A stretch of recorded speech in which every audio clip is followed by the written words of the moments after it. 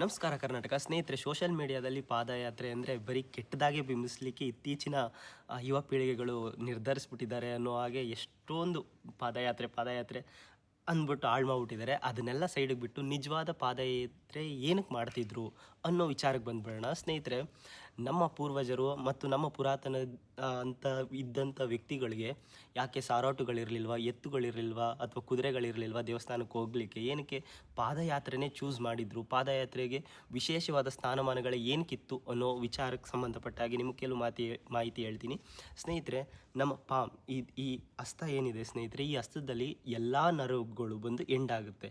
ಈ ಎಲ್ಲ ನರ್ವ್ಸ್ ಬಂದು ಮೆದುಳಿಗೆ ಕನೆಕ್ಟ್ ಇರುತ್ತೆ ಸ್ನೇಹಿತರೆ. ಇದು ಅಷ್ಟೇ. ಮತ್ತು ಈ ಕಾಲಿನ ಪಾದದಲ್ಲೂ ಅಷ್ಟೇ ಸ್ನೇಹಿತರೆ. ನಾವು ಬರಿಗಾಲಲ್ಲಿ ನಡೆದಾಗ ಎಷ್ಟೋ ನರಗಳು ಆ್ಯಕ್ಟಿವ್ ಆಗುತ್ತೆ ಸ್ನೇಹಿತರೆ. ಎಷ್ಟೋ ನರಗಳು ಆ್ಯಕ್ಟಿವ್ ಆದಾಗ ಪ್ರತಿ ಕ್ಷಣದಲ್ಲೂ ಆ್ಯಕ್ಟಿವ್ ಆಗಿರೋ ನರಕ್ಕೆ ಶಿವ ಶಿವ ಶಿವ ಅಂತ ಹೇಳಿದಾಗ ನಮ್ಮ ಮೈ ತುಂಬ ಅಥವಾ ನಮ್ಮ ದೇಹದ ತುಂಬ ಎಲ್ಲೆಲ್ಲಿ ನರಗಳು ಸಂಚಲನವಾಗಿರುತ್ತೋ, ನರಗಳಿರುತ್ತೋ ಅಲ್ಲೆಲ್ಲ ಶಿವನೇ ತುಂಬ್ಕೋತಾನೆ ಅನ್ನೋವಂಥ ಇಂಡಿಕೇಶನ್ ಅದು ಸ್ನೇಹಿತರೆ. ಎಷ್ಟು ವ್ಯಾಲ್ಯೂಯಬಲ್ ಆಗಿತ್ತಲ್ವ ನಮ್ಮ ಆಗಿನ ಕಾಲದ ಪಾದಯಾತ್ರೆಗಳು.